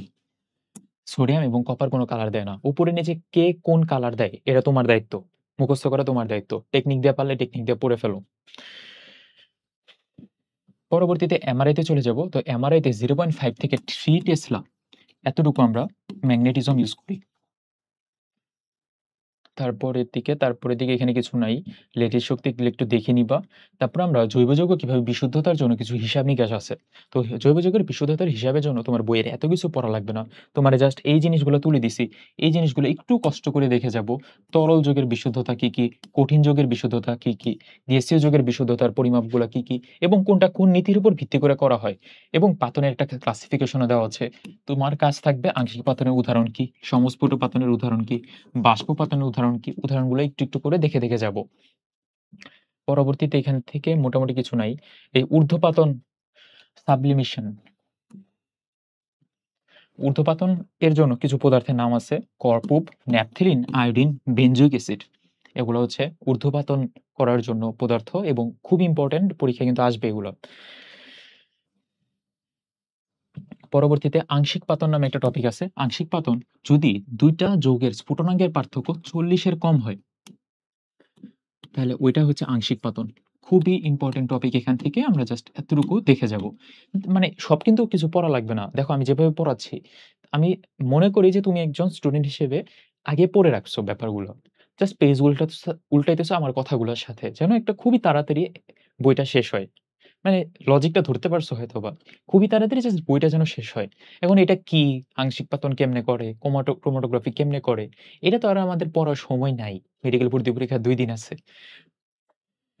পরবর্তী ভাইয়া দ্রাবক নিষ্কাশন পাঠ থেকে একটা এমসিকিউ শিখবা। ১ম এ সংজ্ঞাটা দেখবা। সংজ্ঞার মধ্যে এখানে এই দ্রাব্যতার কথাটা ভাবা যে এক দ্রবণ থেকে অন্য দ্রবণ মিশ্রিত করে, দ্রবীভূত করে পৃথক করার পদ্ধতি। তারপরে দ্রাবক নিষ্কাশনের মূলনীতি হচ্ছে নান স্টেট বন্টন নীতি। তারপর অধিশোষণ ক্রোমাটোগ্রাফি আছে আর বন্টন ক্রোমাটোগ্রাফি আছে। আমি মনে হয় একটা টেকনিক বের করছিলাম এরকম। অধিকপাল। তো অধিশোষণ ক্রোমাটোগ্রাফি দিয়ে অধি, ক দিয়ে কলাম আর ল দিয়ে পাতলা স্তর। অধিশোষণ ক্রোমাটোগ্রাফি ২ রকমের হয়, কলাম ক্রোমাটোগ্রাফি এবং পাতলা স্তর ক্রোমাটোগ্রাফি। এতটুকু খেয়াল রাখবো। পরবর্তীতে পেপার ক্রোমাটোগ্রাফি এবং গ্যাস ক্রোমাটোগ্রাফি হচ্ছে বাকিটা। মানে বন্টন ক্রোমাটোগ্রাফি বা বিভাজন ক্রোমাটোগ্রাফির আন্ডারে পড়বে।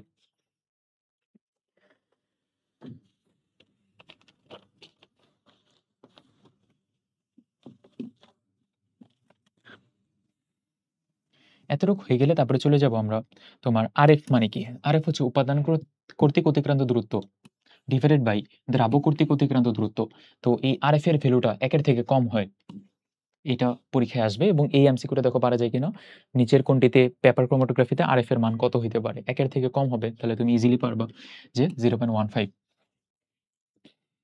তারপর এখান থেকে আর ওইভাবে কিছু নাই। কিছু এমসিকিউ দেওয়া আছে। একটু প্র্যাকটিস করে নিও, একটু পড়ে নিও ভাইয়া। এগুলো কিন্তু খুবই ইম্পোর্টেন্ট।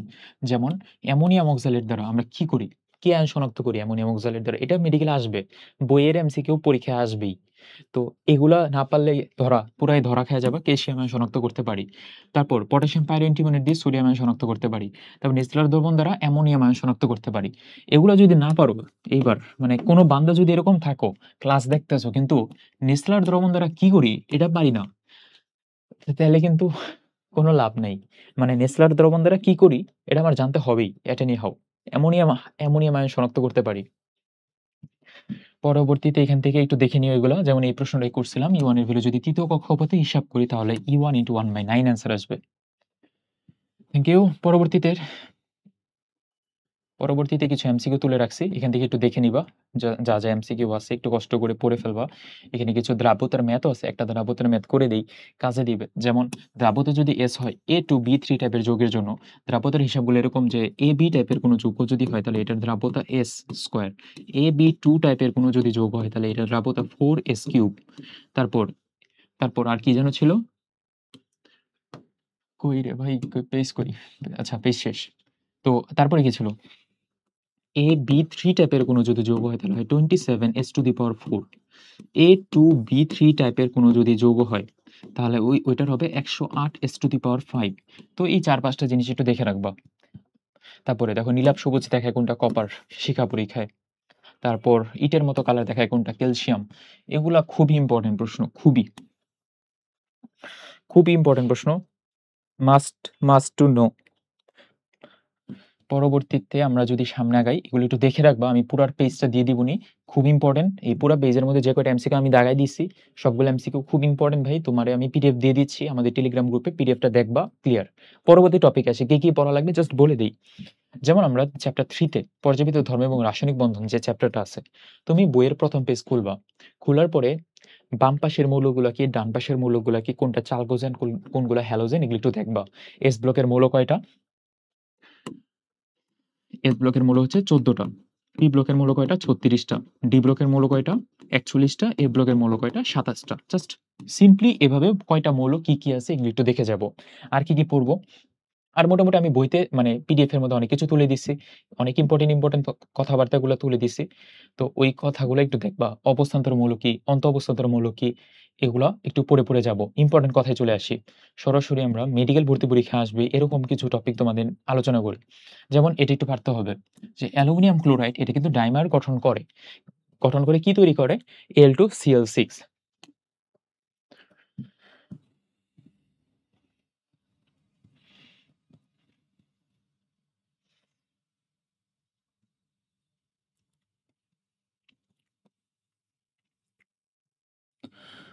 তারপরে মেইন পড়া হচ্ছে ভাই আমাদের সংকরায়নগুলো। সংকরায়নগুলা সিরিয়াল করে নামগুলা মনে রাখবো এবং সংকরায়নের একটা বেসিক নিয়ম আছে। নিয়মটা আমি তোমাদের বলি। সংকরায়নের বেসিক নিয়ম হচ্ছে sp3 যে সংকরায়ন হয়, sp3 সংকরায়নের আকার হচ্ছে চতুর্থলকীয়। তারপরে আসবো শুরু থেকে শুরু করব। প্রথমে sp দিয়ে শুরু করব, সরলরৈখিক আকার। তারপর sp2 আকার হচ্ছে তোমার সমতুল্য ত্রিভুজ আকার। তারপর শুরু থেকে শুরু করবা sp2d, যেটা এটা হচ্ছে বর্গাকৃতির, এটা আমরা আস্তে আস্তে একটু পরে sp3d, sp3d2, sp3d3 সিরিয়াল করে নামগুলো আগে পড়বা। এখানে আকারগুলো দেওয়া আছে, আকারগুলো পড়ে ফেলবা। তো আহ, তো ভাই এখানে একটা সিরিজ আনা যায়, যেমন প্রথমে sp, sp2, sp3, sp3d, sp3d, sp3d2 এভাবে সিরিয়াল করা যায়। সিরিয়াল করার পরে তুমি এটা খেয়াল রাখবা যে sp এর মধ্যে আমার অরবিটাল কয়টা? সংকরিত অরবিটাল ২টা। এটার মধ্যে কয়টা? ৩টা। এটার মধ্যে কয়টা? ৪টা। এটার মধ্যে ৫টা। এটার মধ্যে ৬টা। তো সংকরিত অরবিটাল যে কয়টা, আমার অ্যান্সারও হয় ওরকম। মানে যেমন তোমাকে যদি বলি SF6 এই যুগের মধ্যে সংকরিত মানে ৬ আছে যেহেতু, তো এই ৬ এর সাথে এই ৬ মিলাবা। মিলানোর পরে তুমি বলবা যে ভাই এটা sp3d2। যদি তোমাকে আরো একটা এক্সাম্পল দিই, CH4, তো CH4 এখানে ৪ আছে। ৪ যদি থাকে তাহলে ভাইয়া অ্যান্সার আসবে sp3 এরকম। তো এটা তাদেরই হয় যাদের কোনো এক্সেপশন নাই। ভাই তাহলে এক্সেপশন গুলা কি? এক্সেপশনে আসি সরাসরি। এক্সেপশন হচ্ছে অ্যামোনিয়া, পানি এগুলা। এবং এখানে একটা সূত্রও আছে, half into V plus X minus C plus A. এই সূত্র দিয়ে ম্যাথগুলো আশা করি পারবা তোমরা। এখানে আর কোনো পেঁচাল পারার কিছু নাই। এই ইম্পর্টেন্ট টপিক আসো দেখো, অ্যামোনিয়া এবং NF3, অ্যামোনিয়া PH3 ফসফিন, এগুলো সবগুলার ব্যতিক্রম। সবগুলো ব্যতিক্রম বলতে লাস্টে ৩ আছে। ৩ থাকলে হওয়ার কথা ছিল তো ভাই sp2, কারণ এটা যোগ দিলে ওই সংকরিত অরবিটাল sp2 হয়। বাট আল্টিমেটলি এটা সংকরণ হচ্ছে sp3। ইভেন এই বক্সের মধ্যে টোটালি সবগুলোরই সংকরায়ন sp3। তো এখন পরীক্ষার আগ মুহূর্তে তোমার জানতে হবে জাস্ট এটা সংকরায়ন কি? কেন sp3? কেন এটা ব্যতিক্রম? এগুলা প্রশ্ন আবার করিও না প্লিজ। কারণ পরীক্ষার ২ মাসও নাই। পরীক্ষার ২ দিনও নাই, ২ সপ্তাহও নাই। তুমি জাস্ট সিম্পলি কোনটা সংকরায়ন কি এটা একটু দেখে যাবা। ত্রিকোণাকার পিরামিড। এখন নাইট্রোজেন জাতীয় যা পাইতেছি, নাইট্রোজেনের মতো ভাই ব্রাদার যারা আছে, সবাই ত্রিকোণাকার পিরামিড। কিন্তু হাইড্রোজেন জাতীয় যা আছে যেমন H2S এবং H2O, পানি এবং পানির আরেকটা ভাই হাইড্রোজেন সালফাইড, তো এদের সংকরায়ন হচ্ছে বিকৃত চতুস্থলিকের ভি আকৃতির। তো এতটুকু একটু খেয়াল রাখবো, পারা যাবে। তো এটা এক্সেপশন। আরো অনেকগুলো এক্সেপশন আছে। একটা হচ্ছে XgF2, XgF4, জ্যানন, তারপর একটা হেক্সা, XgF6, এগুলোও ব্যতিক্রম কিন্তু। তো এটার সংকরায়ন হচ্ছে sp3d। পরেরটা সংকরায়ন জাস্ট একটা ডি বাড়াই দিবা, sp3d2। পরেরটা সংকরায়ন আরেকটা ডি বাড়াই দিবা, sp3d3। এই তো হয়েই গেল। এই তো পারা যাবে, ইজি। পরবর্তীতে এটার আকারগুলো একটু ভাইয়া পারবো আশা করি। ফাজানের নিয়মে চলে আসি। ফাজানের নিয়ম থেকে কিন্তু পরীক্ষায় প্রশ্ন আসে। ফাজানের নিয়মটা আমি সিম্পলি লিখে বুঝাইলে ভালো হইতো। কি রে ভাই পেজ আসে না কেন? মনে হয় আমার এত বেশি পরিমাণে পিডিএফ এ তুলে ফেলছি, পেজই নাই আর। আচ্ছা সমস্যা নেই। ফাজানি নিয়মটা আমি বলি, এখানেই বলি। ফাজানি নিয়মটা টেকনিক হচ্ছে ছক। ছক দ্বারা বোঝায় ছোট ক্যাটায়ন।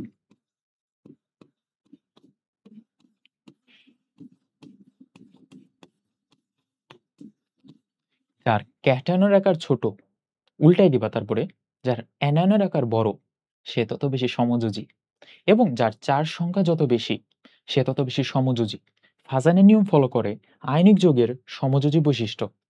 এই ৩-৪টা কথা। পরবর্তীতে ভাইয়া হাইড্রোজেন বন্ধন পার্টের দিকে একটু ফোকাস করবো, এবং হাইড্রোজেন বন্ধনে মনে রাখবো একটা কথা, যে হাইড্রোজেন বন্ধন দেখা যায় যদি হাইড্রোজেনের সাথে ফ্লোরিন অক্সিজেন, নাইট্রোজেন, এই ৩টা কম্পাউন্ডের যেকোনো একটা কম্পাউন্ড যুক্ত হয়ে একটা যৌগ গঠন করে, তাহলে তার মধ্যে হাইড্রোজেন বন্ধন পাওয়া যাবে। যেমন H2O, আছে অক্সিজেন, আছে, ফোন থাকতে হবে FON, নাইট্রোজেন যুক্ত NH3, আছে হাইড্রোজেন, আছে। ও, ও তো বললামই, হাইড্রোজেন ফ্লোরাইড, আছে হাইড্রোজেন, হ্যাঁ আছে ভাই, আছে। তো এগুলোর মধ্যে হাইড্রোজেন বন্ধন পাবা তুমি। কি ধরনের হাইড্রোজেন বন্ধন পাবা পরের প্রশ্ন যদি করে, তাহলে তুমি বলবা ভাই আন্তঃআণবিক নাকি অন্তঃআণবিক। আন্ত মানে বাইরে, অন্ত মানে ভিতরে। আন্তঃআণবিক হাইড্রোজেন বন্ধন আর অন্তঃআণবিক মানে ভিতরের মধ্যে হাইড্রোজেন বন্ধন পাবো, যেটার মধ্যে অর্থ ওয়ার্ডটা পাবা, অর্থো hydroxy benzoic acid, অর্থো hydroxy benzaldehyde, অথবা অথবা স্যালিসাইলিক অ্যাসিড, এই টাইপের কোনো ওয়ার্ড যদি পাও তাহলে লাগাই দিবে এটা অন্তঃআণবিক, অন্ত, সরি, অন্ত, অন্তঃআণবিক হাইড্রোজেন বন্ধন। তো এক্সাম্পল কি, স্যালিসাইলিক অ্যাসিড, অথবা স্যালিসাইল ওয়ার্ডটা পাইলি না, অর্থ ওয়ার্ডটাও পাবা তুমি। তো এটা কিন্তু টেকনিক, তো টেকনিক কাজে লাগালে আমরা যেন এমসিকিউ গুলো পারি। পরবর্তীতে কিছু ইম্পর্টেন্ট এমসিকিউ দেখি। নিচের কোনটা এ ব্লক মৌল নয়? কেন জানি মনে হচ্ছে এটা পরীক্ষায় দিয়ে দিবে এবার, এবং এটা দিলে কেন জানি পোলাপানরা পারো না তোমরা। তো আমি একটু মনে করাই দিই, নিচে ল্যান্থানাম সিরিজ এবং একটা নাম সিরিজ আছে, ল্যান্থানাম একটা নাম, তারপরে আছে থোরিয়াম, থোরিয়াম। তো এগুলা কিন্তু ডি ব্লকের মৌল এগুলা। তারপরে এগুলা যেগুলো আছে সবগুলো হচ্ছে এ ব্লকের মৌল। তো এখানকার মধ্যে আমরা প্রশ্ন হচ্ছে কোনটা এ ব্লকের মৌল নয়। তো নেপচুনিয়াম এটা তো আমরা জানি না, এসএম এটাও জানি না, যেগুলা জানি না ওটা বাদ, সিরিয়াম জানি না, সিরিয়াম এখানে, এগুলো জানি না, যেটা জানি না ওটা বাদ, জানি হচ্ছে থোরিয়াম। কেমনে জানলাম? পড়ছি দেখে জানলাম। ল্যান্থানাম একটা নাম এবং থোরিয়াম এগুলো ডি ব্লকের মৌল। পরের হিসাবে ভাইয়া আসি, রাসায়নিক পরিবর্তন চ্যাপ্টার 4 এ চলে আসি। তো চ্যাপ্টার 4 থেকে আমাদের কি কি জানতে হবে? ওভারঅল আমাদের পিএইচ এর ম্যাথগুলো জানতে হবে, আমাদের কেপি গ্যাসের মধ্যে সম্পর্ক জানতে হবে, লাশের তেলের নীতিটা জানতে হবে, বইয়ের এমসিকিউ গুলো পারতে হবে। সিম্পল কথা। সবার প্রথমে আমরা কে আর কে এর মধ্যে, আর এবং কে এর মধ্যে পার্থক্যতে চলে যাই। উপরে নিচে এগুলা কথাবার্তাগুলো একটু দেখো। সাম্য উভমুখী বিক্রিয়ার বৈশিষ্ট্যগুলো একটু দেখে নিব।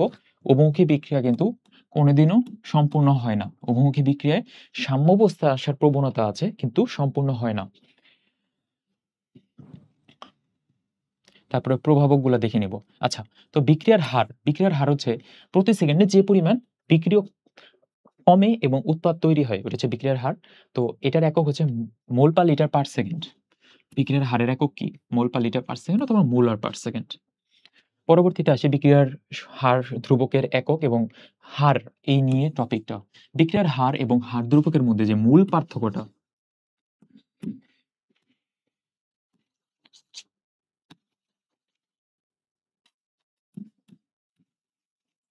মূল পার্থক্য হচ্ছে হারের একক, মানে একক হচ্ছে মোল পার লিটার পার সেকেন্ড, এটা হচ্ছে হারের একক। বাট হার ধ্রুবকের একক বিক্রিয়ার ক্রমের উপর নির্ভর করে। এখন বিক্রিয়ার ক্রমও অনেক রকমের হইতে পারে, zero order, first order, second order, third order. তো জিরো অর্ডার রিয়াকশনের জন্য লিখে দিই এখানে, দেখো, জিরো অর্ডার রিয়াকশনের জন্য বিক্রিয়ার হারের একক M S inverse 1, first order রিয়াকশনের জন্য এস ইনভার্স 1, সেকেন্ড অর্ডার রিয়াকশনের জন্য আরেকটা এম কমাবো M inverse 1 S inverse 1, third order রিয়াকশনের জন্য আরও একটা এম কমাবো S M inverse 2 S inverse 1। একটু দেখো তো ঠিক আছে কিনা আসলে।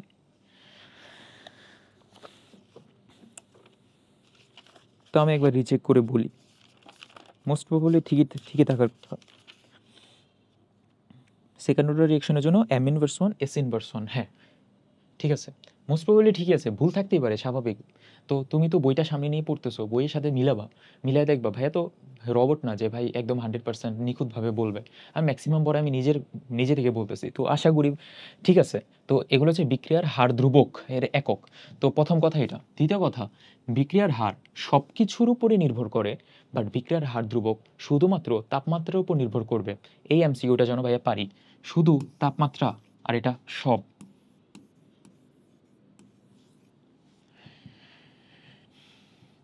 পরবর্তীতে আমরা প্রভাবকে চলে যাব। প্রভাবকের মধ্যে অনেকগুলো প্রভাবক ইম্পর্টেন্ট আছে।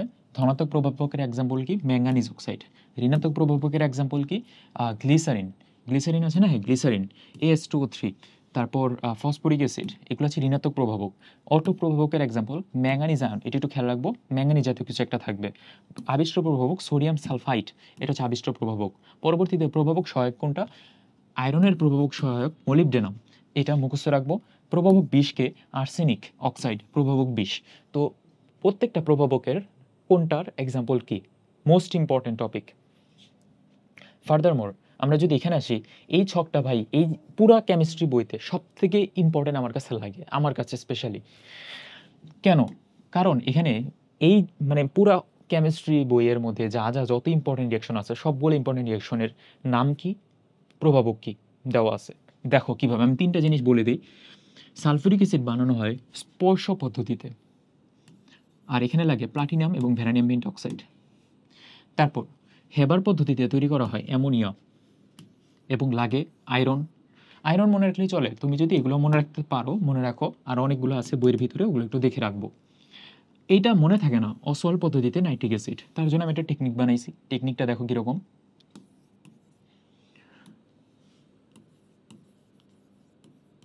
আসো না রুহি পিটাও, এটা হচ্ছে আমাদের টেকনিক। তো আসোতে অসওয়াল্ড, আসোতে অসওয়াল্ড, রুহিতে রুহিডিয়াম, পিটাওতে প্লাটিনাম, নাতে নাইট্রিক অ্যাসিড। এই কটা জিনিস হয়ে গেলো। আর হ্যাবার তো আমরা পারি, আর বাকিটা মানে স্পর্শ পদ্ধতিতে সালফিউরিক অ্যাসিড। আমি এভাবে মনে রাখতাম, ধরো ভুলে গেলে স্পর্শ সালফিউরিক, স দিয়ে শুরু হয়, সালফিউরিক, স্পর্শ সালফিউরিক অ্যাসিড। আচ্ছা যাই হোক, ইজি, বাকিগুলো একটু দেখে নিবা। তারপরে সেই রাসায়নিক সাম্যাবস্থার বৈশিষ্ট্য খুব ইম্পর্টেন্ট ভাই, ইংলিশ নাম সহ পড়ে ফেলবা। ইংলিশ নামগুলো কিন্তু এবার দিতে পারে যে নিচের কোনটি রাসায়নিক সাম্যাবস্থার বৈশিষ্ট্য নয়। ইংলিশ নামগুলো খুব ইম্পর্টেন্ট, একবার রিডিং দাও তোমরা। Stability of equilibrium, easy approachability, incompleteness of the reaction and ineffectiveness of catalyst. রাসায়নিক সাম্যাবস্থায় কোনো ক্যাটালিস্ট কাজে লাগে না ভাই, এই প্রশ্নটা খুব ইম্পর্টেন্ট, খুব ইম্পর্টেন্ট। রাসায়নিক সাম্যাবস্থায় প্রভাবকের ভূমিকাহীনতা থাকে। প্রভাবক বিক্রিয়ার হারকে বাড়াইতে পারে, কমাইতে পারে, বাট বিক্রিয়ার সাম্যাবস্থা চেঞ্জ করে না। এটা কিন্তু খুব ইম্পর্টেন্ট টপিক। পরবর্তী টপিকে চলে আসি ভাইয়া, লাশে তেলের নীতি। লাশে তেলের নীতি সিম্পলি হিসাব করলে এরকম একটা দাঁড়ায় যে আমরা টেম্পারেচার, যদি কোনো এক্সোথার্মিক রিয়াকশন হয়, তাপ উৎপাদী বিক্রিয়াতে হয়, ডেল এস এর ভ্যালু আসবে নেগেটিভ। তাপ উৎপাদী বিক্রিয়াতে আমি যদি টেম্পারেচার বাড়াই, তাহলে বিক্রিয়া পিছনে আসবে। এই একটা জিনিস মনে রাখলে কিন্তু উল্টায় উল্টায় বাকিগুলো মনে রাখা যায়। তারপরে চাপের হিসাব কীরকম, প্রথমে আগে দেখতে হবে লেফট সাইড এবং রাইট সাইডে সবাই গ্যাসিয়াস অবস্থায় আছে কিনা। গ্যাসিয়াস অবস্থায় যদি থাকে, তাহলে লেফট সাইডের মানে কম্পোনেন্টগুলো, suppose A plus B plus C is equal to D, left সাইডে সবগুলা দেখো মোল সংখ্যা বেশি। এখন যদি আমি চাপের পরিমাণ বাড়াই, তাহলে সব কিছু ডান দিকে অগ্রসর হবে, সবাই কিন্তু গ্যাসিয়াসে থাকতে হবে। এখন যদি ভাই এখানে থাকে সলিড, তাহলে কিন্তু আমি সুন্দর করে সি টাকাইটা দিব, সলিড থাকলে সি কেটে দিব, সি কেটে দিবা সলিড থাকলে, যদি আমি চাপের প্রভাবে হিসাব করি। যদি এখানে থাকে লিকুইড, বিটাও কেটে দিবা, এটা গ্যাস, এটা গ্যাস। এখন বলো এখানে চাপের প্রভাব কি? এখানে কোনো চাপের প্রভাবই নাই, কারণ লেফট সাইড রাইট সাইডে দুই পাশেই এন এর ভ্যালু 1 আর 1, যেহেতু ভাইয়া দুই পাশেই চাপ মানে মূল সংখ্যা 1, তাহলে কোনো চাপের প্রভাব থাকবে না। তো এই হিসাব নিকাশগুলো কিন্তু তোমার জানা যাইতে হবে। অ্যাজ এ মেডিকেল অ্যাসপিরেন্ট তোমার এগুলো না যাই না গেলে তোমার নিজেরই পাপ, এবং এগুলো বইয়ের এমসিকিউতেও আছে। পরের হিসাবে আসি ভাইয়া, পরের হিসাব কিউসি একটু দেখে নিব। সাম্যাবস্থায় ক্ষেত্রে কেপি আর কেসির হিসাব, কেপি আর কেসির হিসাব। তো কেপি আর কেসির মধ্যে একটা সম্পর্ক আছে, সেটা জানার আগে আমার একটা কথা মাথায় রাখতে হবে। কে দিয়ে যাবতীয় যত নাম পাবা, কে দিয়ে তার কোনো একক হবে না, কোনো একক নাই।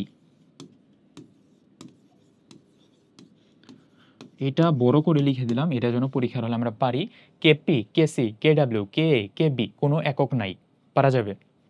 পরের কথায় আসি, কে দিয়ে যা কেপি আর কেসির মধ্যে সম্পর্কটা কি। প্রথমে লিখব KP is equal to KC, তারপর into R T whole to the power del N, এটাই। তো এখানে ভাই ডেল এনের হিসাবটা কেমনে করব, এটা পরীক্ষা কিন্তু খুব ইম্পর্টেন্ট একটা ভাইটাল কথা, ডেল এনের হিসাবটা কেমনে করা যায়। ধরো তোমাকে একটা কোশ্চেন দিছি, A plus B is equal to 3D, এরকম a plus B is equal to 3d। তো এখানে লেফট সাইডের মূল সংখ্যা হচ্ছে 2 এবং রাইট সাইডের মূল সংখ্যা হচ্ছে 3। তো ডেল এনের হিসাব করতে হয় উৎপাদ মাইনাস বিক্রিয়কের মূল সংখ্যা। তো এটার মধ্যবর্তী আমাদের তাহলে ইকুয়েশনটা আসবে KP is equal to KC into RT, এতটুকুই। তো তুমি একটু খেয়াল রাখবা ভাইয়া, এখানে যদি -1-এ আসে তাহলে আমি এই পাশে দিছি কিনা ওই পাশে দিছি কিনা একটু এটা পরীক্ষার হলে খেয়াল করে করে কিন্তু অ্যান্সার করতে হবে। এটা কিন্তু আসবে কেপি আর কেসির মধ্যে সম্পর্কটা বের করো। আচ্ছা, পরবর্তীতে দেখো তো আরেকটা কোশ্চেন পারো কিনা, যে hydrogen plus iodine two hydrogen iodide. সব চিন্তা করি সবাই গ্যাসিয়াস পদার্থেই আছে, এটার মধ্যে কেপি আর গ্যাসের মধ্যে সম্পর্কটা কীরকম আসবে? দুই পাশে যদি মৌল সংখ্যা সেম থাকে তাহলে কেপি গ্যাসের মধ্যে সম্পর্ক সমান। কিভাবে সমান? কারণ এখানে del n is equal to 0। তো KP is equal to KC into RT whole to the power 0, RT whole to the power 0 value 1, তাহলে KP is equal to KC. এগুলো কিন্তু আমাদের খেয়াল রেখা পরীক্ষায় মানে অ্যান্সার করতে হবে। মেডিকেল ভর্তি পরীক্ষা কিন্তু ভাই কোনো কঠিন প্রশ্ন আসে না, এগুলো ইজি প্রশ্নই আমরা পরীক্ষার হলে পারি না। পরবর্তী কথায় আসি, তো এন এর ভ্যালু কীভাবে হিসাব করা হয় দিয়ে দিচ্ছি এখানে, একটু দেখে নিব। আবার পরবর্তীতে পানির বিয়োজন ধ্রুবক একটু দেখে নিব, অসওয়াল্ডের লঘুকরণ সূত্র একটু দেখে নিব, এখান থেকে আর বেশি কিছু নাই। অসওয়াল্ডের লঘুকরণ সূত্র কিন্তু আমরা সবসময় মৃদু অ্যাসিডের জন্য হিসাব করব। এই যেখানে লেখা আছে কে এর, আচ্ছা কে এর তাৎপর্য নিয়ে কথাবার্তা। তারপর একটা অ্যাসিড কত বেশি তীব্র হবে, কত বেশি তীব্র হবে এটা প্রকাশ করার জন্য 5টা হিসাব আছে। 5টার মধ্যে আমরা কয়েকটা দেখি। অ্যাসিডের বিয়োজন ধ্রুবক কে এ, কে এর ভ্যালু যত বেশি অ্যাসিড তত বেশি তীব্র। পরবর্তীতে হাইড্রোক্সাইডের ঋণাত্মক আয়নের আকার, ঋণাত্মক আয়নের আকার যত বেশি হবে সে তত বেশি তীব্র। যেমন হাইড্রোজেন ক্লোরাইড এর থেকে হাইড্রোজেন আয়োডাইড বেশি তীব্র। কেন? কারণ ভাই এখানে ঋণাত্মক আয়ন আয়োডিনের আকার বড়, যার আকার বড় সে এখানে বেশি তীব্র অ্যাসিড। পরবর্তীতে কেন্দ্রীয় পরমাণুর জারণ অবস্থা,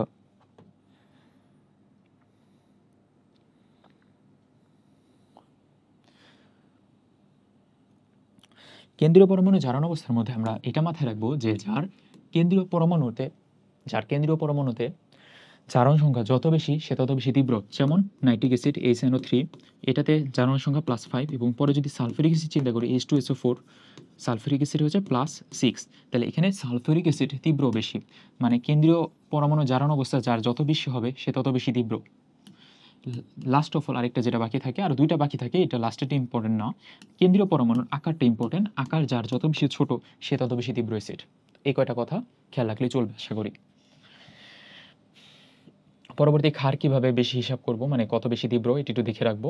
তারপরে চলে আসো অম্ল ক্ষারের হিসাবটা, অনুবন্ধী অ্যাসিড এবং অনুবন্ধী ক্ষারের হিসাবটা।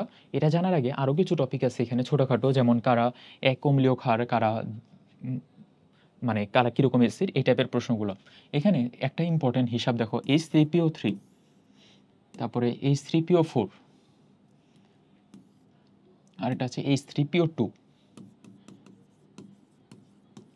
তো এগুলার তোমার ক্ষারকত্ব কত, যে এটা তো অম্লের হয় ক্ষারকত্ব কত এটা বের করার জন্য উপায় হচ্ছে, নিচে যদি 3 থাকে এখানে দিবা 2, নিচে যদি 4 থাকে এটার ক্ষারকত্ব হচ্ছে 3, নিচে 2 আছে ক্ষারকত্ব হচ্ছে 1 হবে এটার।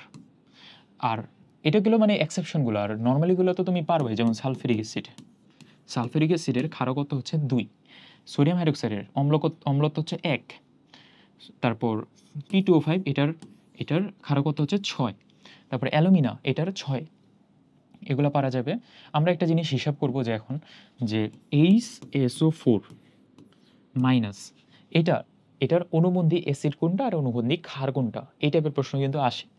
তো এটার অনুবন্ধী অ্যাসিড যদি বের করতে হয় আমরা একটা কথা মাথায় রাখবো, অ্যাসিড বের করতে হইলে আমরা হাইড্রোজেন অ্যাড করব, ক্ষার বের করতে বললে হাইড্রোজেন বিয়োগ করব, একটা কথাই। তো একটা হাইড্রোজেন অ্যাড করলে সালফিউরিক অ্যাসিড H2SO4। তাহলে তোমাকে যদি বলে এটার অনুবন্ধী ক্ষার কি, তাহলে পিছনে আসবা, অনুবন্ধী ক্ষার হচ্ছে SO4 2-, এতটুকুই। পরবর্তীতে ভাইয়া আরও অনেকগুলো পিএস এর হিসাব নিকাশ আছে। তো পিএস এর ম্যাথগুলোর জন্য আমি এখানে আরও কিছু কথাবার্তা আছে, যে অম্লীয় বাফার দ্রবণ, ক্ষারীয় বাফার দ্রবণ করা, এটা মেডিকেলে অনেকবার করে আসা প্রশ্ন, আমি তার জন্য তুলে দিছি। ক্ষারীয় বাফার করা, অম্লীয় বাফার করা, এগুলো একটু পড়ে ফেলবা। তারপরে ভাই হ্যান্ডারসন হেসেলবার্গের ইকুয়েশনটা খুব ইম্পর্টেন্ট, উপরে কিন্তু লবণ নিচে হচ্ছে অম্ল, খুব ইম্পর্টেন্ট পড়তে হবে। পিএস এর কিছু ম্যাথ আমি বলি। পিএস এর ম্যাথের মধ্যে দেখো একটা টেকনিক, 0.001 মোলার HCl এর পিএইচ কত, এই টাইপের প্রশ্ন যদি তোমাকে দেয় তাহলে তুমি আগে এটারে সায়েন্টিফিক নাম্বারে বের করবা, যেমন 1 × 10⁻³ এটার অ্যান্সার।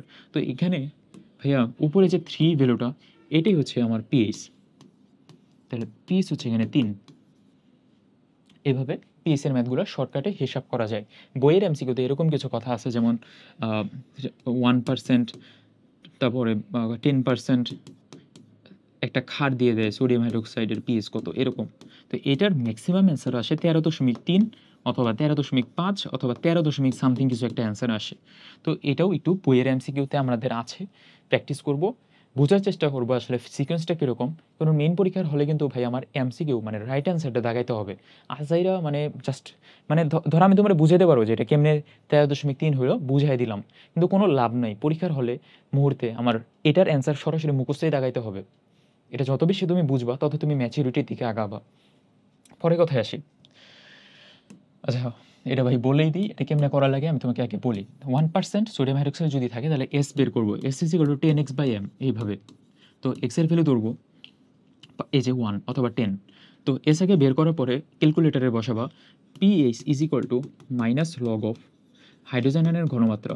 এখান থেকে এস এর ভ্যালুটা এই যে হাইড্রোজেন আয়নের ঘনমাত্রাতে বসাবা, দেখবা যে 13 পিএইচ না, তো পিওএইচ আসবে। পিওএইচ আসার পরে তারপর আবার পিএইচ বের করবা, 14 থেকে বিয়োগ করে দিয়ে বের হয়ে যাবে। আচ্ছা, এত কিছু বাদ দিয়ে ভাই সরাসরি মনে রাখো তাহলেই হবে। মানুষের রক্তের পিএইচ নিয়ে 2-3টা কথা আছে, যেমন অ্যাসিডোসিস কি আর অ্যালকালোসিস কি। অ্যালকালোসিস হচ্ছে অ্যালকালির দিকে চলে যাবে, দ্যাটস মিন বেড়ে যাবে, আর অ্যাসিডোসিস হচ্ছে কমে যাবে, পিএইচ কমে যাবে, 7-এর 4.74 এর থেকে কমে যাবে। আর 7-এর যদি কম হয়, সরি এটা বেড়ে যাবে। অ্যালকালি মানে তো বেড়ে যাওয়া, আর অ্যাসিডোসিস মানে কমে যাওয়া। 7-এর থেকে যদি কম হয় তাহলে হচ্ছে অ্যাসিডোসিস। মানুষের রক্তে 3টা বাফার আছে। এটাও ভাই এবার মেডিকেলে ভর্তি পরীক্ষায় আসবে যে নিচের কোনটি মানুষের রক্তের বাফার না। খুব ইম্পর্টেন্ট, আরেকবার একটু দেখে রাখো। বাইকার্বনেট বাফার, যেটাই সব থেকে বেশি ইম্পর্টেন্ট, আন্তঃকোষীয় ফসফেট বাফার, প্রোটিন বাফার, 3টা বাফার আছে। পরবর্তীতে এখান থেকে আর কিছু লাগবে না, এই ছকটা একটু দেখে নিও। প্রশমন তাপের ভ্যালুগুলো কত, সব থেকে বেশি প্রশমন তাপ হচ্ছে হাইড্রোজেন ফ্লোরাইডের সাথে সোডিয়াম হাইড্রোক্সাইড যদি ইউজ করো তাহলে 68.6 আসে অ্যান্সার। প্রশমন তাপের হিসাবটা এতটুকুই। তো ভাইয়া মোটামুটি আর কিছু নাই, তারপরে কিছু এমসিকিউ আমি তুলে দিছি, এমসিকিউগুলো একটু প্র্যাকটিস করে নিবা। মোটামুটি সবগুলো ইম্পর্টেন্ট এমসিকিউ চ্যাপ্টার 4 এবং চ্যাপ্টার 3 এর এমসিকিউগুলো। আশা করি এখন আর তোমার এমসিকিউ দেখানো লাগবে না, কারণ মোটামুটি সবগুলোই আমি বলে দিছি। গ্রাফাইটের সংকরণ SP2 এগুলো কিন্তু পরীক্ষার হলে পারতে হবে। মানে মূল কথা হচ্ছে, মানে আলটিমেট সামারি হচ্ছে যে ভাইয়া আমাদের এই মেডিকেল ভর্তি পরীক্ষার আগে মানে সব কিছু পড়া লাগে না। যে কয়টা টপিক আমি আজকে তোমাকে তুলে দিছি চ্যাপ্টার 1 থেকে 4 পর্যন্ত, ওই কয়টা টপিকের যতটুকু পড়াইছি ততটুকু একটু খুব ভালো মতো পড়বো এবং পিডিএফটা একটু দেখবো এবং বইয়ের এমসিকিউগুলো পড়বো। যে বইয়ের এমসিকিউগুলো মাস্ট আসার মতো ওগুলো আমি তুলে দিছি। আমি আমাদের মেন যে অফিসিয়াল টেলিগ্রাম গ্রুপ ওইখানে আমি দিয়ে দিয়েছি, তুমি দেখতে পারো। তো ভাইয়া আজকে এই পর্যন্তই রাখি, নেক্সট ক্লাসে কেমিস্ট্রি সেকেন্ড পেপার নিয়ে ডিটেলসে কথা হবে। ধন্যবাদ সবাইকে।